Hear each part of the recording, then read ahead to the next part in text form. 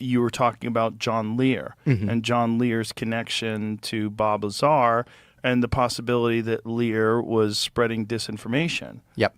Yeah. So like, I've, by the way, since making that video, I've become more positive on Lazar, just insofar as I think he was at S4 Area 51.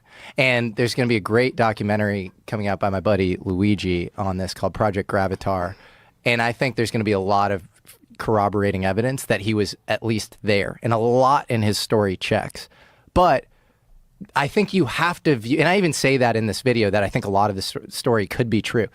You can't, I think, view the Bob Lazar story, you can't just take it at face value, because John Lear and he were friends. John Lear is this babbling UFO nut. He's obsessed with UFOs. He's writing weird, like, disinfo-y style stuff with Bill Cooper, Behold the Pale Horse guy. Which is a wild book. Which is a wild book.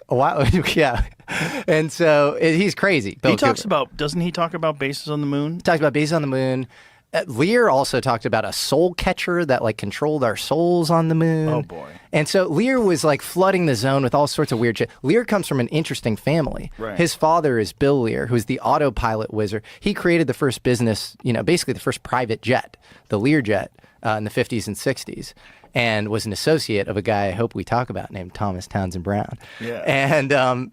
And so I think, Lear was engaging in all sorts of bullshit. Was he a useful idiot, or was he a sophisticated agent provocateur? I'm totally open to him having been a useful idiot. In fact, there is a video of him saying, I was told, I was given all the Bob Lazar files or whatever, and I was told about, to actually, like, he said, a guy named Admiral McClellan knew that I ran my mouth. I even have this video actually on the doc that I sent you, Jamie. He says, knew that I ran my mouth. So that's why we got Bob a job or whatever. And we knew that part of this stuff would leak. And it was like this limited hangout strategy on behalf of this guy named Admiral McClellan or whatever. And he was this useful idiot to sort of get it out. And I think For what purpose? Recruiting. You give people high level. Yeah. Here, we'll hear it here. And the MJ personnel, the original 12, have all passed away. So they get different people into these positions of MJ 2, 3, 4, 5, 6, and taken over. It's degraded, so it's almost political now instead of like it was when Truman originally formed the MJ-12. It turns out that MJ-1, the head of MJ-12, is a guy named Admiral Mike McClellan. He wanted to get some of the information out because he didn't want to. He thought that some of this information should be out in the public. We don't need to keep all this secrecy. So he decided trying to figure out a way to get it to the public. So he knew that I was a blabbermouth and I would tell anything I knew. They investigated Bob Lazar and they knew that he was a genius, but that he had a background such that they could instantly discredit him. They removed all his records from MIT, from Caltech, so he couldn't prove anything. He'd go back to Caltech, no, I don't see any records here. And, well, I was here. Well, no, you weren't. And he also, up in Reno at one time, he ran a cat house there. I forget what the name of the honeysuckle ranch it was. So they chose him because not only could he probably help them because he was so smart, and as a matter of fact, he's the one that named an unpentium 115. He's the one that told them what that was, and they didn't know when he went there. They didn't know what it was. He was the one that told them that's element 115, and then told them why and how he'd figured it out. But they decided to pick on Bob to go up there to work at S4 because they knew that Bob would tell me instantly and that I would blab the whole thing. And that was their modus operandi, was to get the information out and gauge what it did to the public, how they accepted it, and then pull back and say, oh, no, it was all a mistake.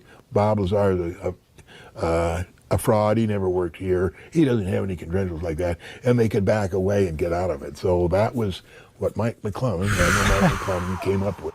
Isn't that crazy? Weird. Weird. And to me, Kind of makes sense a little bit, though. it does. And that doesn't make Bob Lazar still not the most interesting story in the world. Like he's not saying it didn't happen, right? He's just saying that this happened as part of this limited hangout strategy where they knew that they could delete the records at MIT. They knew that they could stigmatize him because of the brothel. They knew that he was this not traditionally trained engineer who just happened to strap a ramjet on the back of a Honda or whatever and meet Edward Teller serendipitously. They knew that they had plausible deniability on all of that stuff. There's a great line in the Oppenheimer movie where Leslie Groves, played by Matt Damon, says, "I didn't hire Oppenheimer in spite of his communist sympathies. I hired him because of them." So if you have a top secret program, you want compromise on people. You want to be able to blackmail them. And so I think, that should be taken at face value, in my opinion. And the reason that the story itself can't be taken at face value and needs to be seen through that lens is Lear and Bob Lazar were friends before Bob Lazar got a job at Area 51, S4. And so if you have a top secret program, you're going to do a basic background check. And Lear is going to come up as a guy with a UFO blog, right? Right. And then the CIA is all over the UFO program, right? And he was flying CIA cargo jets. And he says that he disaffiliated in 83. That's bullshit. George Knapp and Jeremy Corbell have talked about how that's BS. And actually disaffiliated much later into the mid-80s or whatever. Why would you continue to pay a guy who is leaking your crown jewel secrets? When did things get weird? When did you realize? Like, at what point in time did you say, hey, this is not normal work? Like, this doesn't even seem like it's from this planet. That, I can't tell you what day that occurred on because so much time has gone by.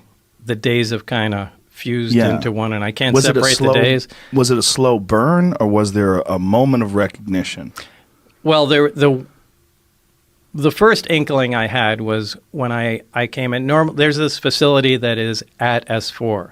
It's in the side of a mountain. And normally we had pulled in with the bus and gone around the front through a normal double door. This time that I went in, there were hangar doors open. I went in through the hangar door, and in the hangar door was the disc, the flying saucer that I worked on. I saw it sitting there, and we walked by it. It had a little American flag stuck on the side, and I thought, oh my God, this finally explains all the flying saucer stories. This is just an advanced fighter, and this is fucking hilarious. Right. So I went by, I slid my hand alongside it. I got reprimanded immediately for touching the thing. And there was a guy, an armed guard, that followed us in and just said, keep your eyes forward and your hands at your side and just walk in the door. So that was the first time I had seen anything that was weird. It was some time later that I was introduced to my my lab partner, Barry, and we had some of the subcomponents of the craft in the lab, and Barry was very anxious to get a new lab partner, so he was very talkative and couldn't wait to show me different things. And it was in the demonstration of the reactor working where it caught my attention to where this is technology that doesn't even exist. So